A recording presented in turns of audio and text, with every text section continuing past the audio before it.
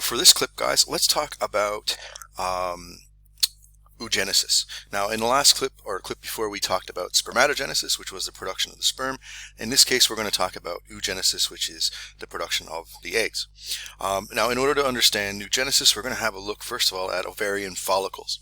So inside each ovary, we're going to have clusters of cells, and these clusters of cells organize themselves to make what we call a follicle. Now, inside of a follicle, we're going to have the development of a single egg, or an oocyte.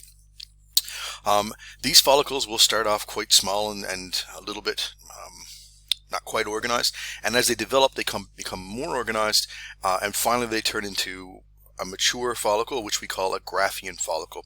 Now, those would have been the ones you guys were looking for in lab, and a Graafian follicle is one like you can see on the picture on this slide.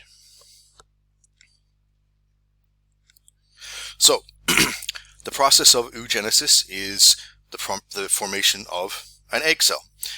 It starts actually before the female is even born. So it happens in utero, and we can break it down into 5 stages. Right? So the development of the primordial follicle, then the primary follicle, the secondary follicle, the Graafian follicle, and then finally the corpus luteum. So those are the 5 different stages of oogenesis, and we'll go through it now step by step. So this is a great picture because it gives you the outline of what happens during oogenesis. The best way to picture this this process is if we start right here with the primordial follicles, and we call this step 1. We're not going to number them, but the way it goes, think about this progression in this direction like this over time. So we would start here, and this would be the finish line down here. Okay, so think of this as happening through a series of steps over time, and that'll help you understand the process of oogenesis. Now, we're going to come back to this picture throughout the clip, so hopefully I can talk you through it as we go. All right, so the first step is the development of the primordial follicle. Now, this is going to happen while the female fetus is still inside the mother, so in utero, before the female is born. And this happens in a group of cells in the ovaries called oogonia. Now, these oogonia are going to undergo meiosis, like we talked about in the other clip, and that's going to take a 2N cell, a diploid cell, and turn it into a haploid cell, the gamete, which is going to be the egg eventually. But these oogonia, they'll undergo meiosis, and this will be the development of the primary oocytes. Now, these primary oocytes are going to be encased within a little tiny circle or little ball of cells, and this is going to make up the primordial follicle. Okay, so this is the first step in oogenesis. Now, when puberty happens in the female, there's several different hormones are released, and it causes development of secondary sex characteristics, and it causes that individual, in this case the female, to become sexually mature, which means the person is capable of reproduction. Part of the process of puberty is going to be all these hormones are released primarily from the pituitary gland, and it's going to cause these primary oocytes to develop even further. So the next step is going to be the development of the primary follicle.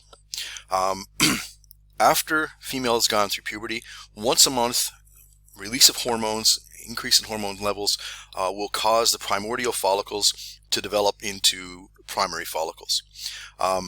Each one is going to have a primary oocyte, and that oocyte inside will eventually give rise to an egg as the follicle matures. So we've got this picture here again. Like I said, it's going to show you a series of progression. So we started off down here with step 1, which was the development of the primordial follicles.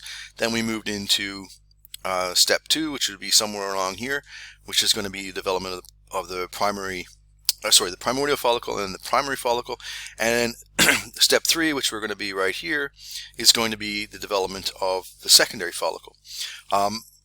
the way we tell the difference between the follicles at this point is when we get to the secondary follicle, you're going to notice that a cavity gets produced inside the follicle, and a cavity is an empty space, okay? And that cavity in this case is called an antrum. And when the antrum starts to develop within the follicle, we can recognize that as a secondary follicle. So like I said before, this figure here shows a progression over time.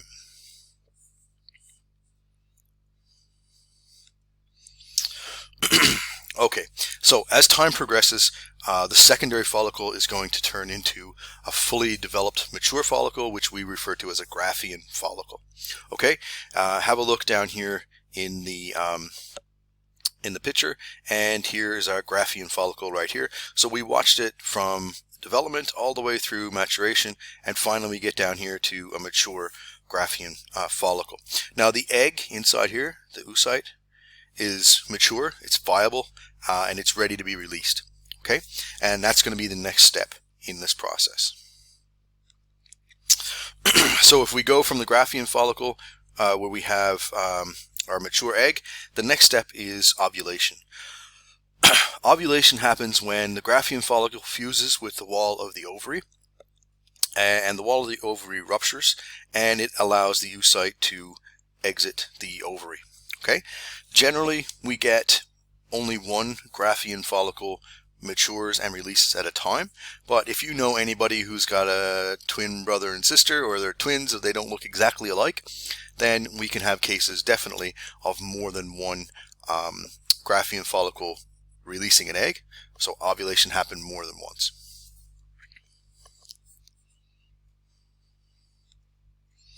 Now, what's left to the follicle?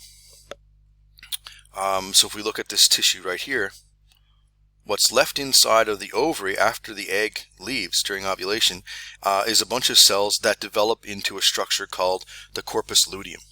The corpus luteum is a really important structure because it starts to produce hormones that will help the female's body prepare itself for possible pregnancy. It'll help increase the chances of that egg implanting and becoming a healthy new embryo.